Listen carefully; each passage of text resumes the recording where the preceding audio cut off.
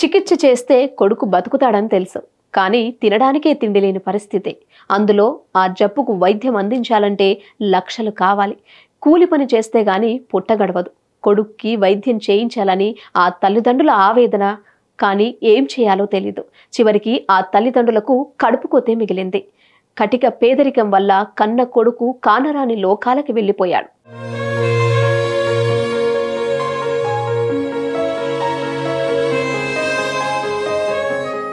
సిరిసిల్ల జిల్లా ఇల్లంతకుంట మండలం నరసక్కపేటకు చెందిన శ్రీనివాస్, రేణుక దంపతులు నివాసం ఉంటున్నారు. వారికి 2 సంతానం. సాయితేజ పెద్ద కుమారుడు. అయితే ఉన్న ఊర్లో ఉపాధి లేకపోవడంతో నరసక్కపేట నుంచి అదే మండలంలోని కందికట్కూరుకు వచ్చేశారు. శ్రీనివాస్ దంపతులు కూలి పనులకు వెళ్తూ ఉంటారు.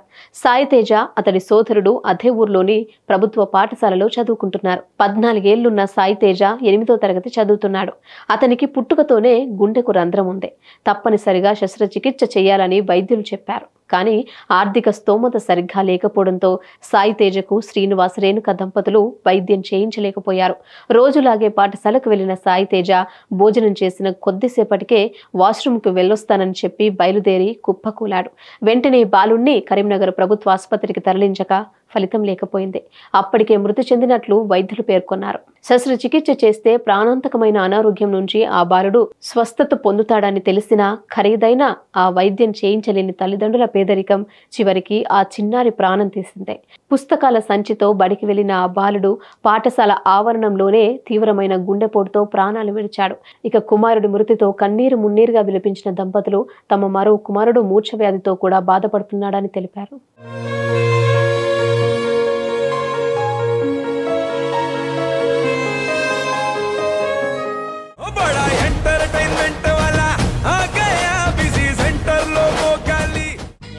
సక్కు సక్కేంద్ర సక్కు సక్కు బాయ్ బాయ్ బాయ్ బాయేంద్ర బార్కవ్ బాయ్ బాయ్. గిరాకి వచ్చే టైం ఏంది? కస్టమర్లు వస్తున్నాడు, రేటు కలిపి గురి.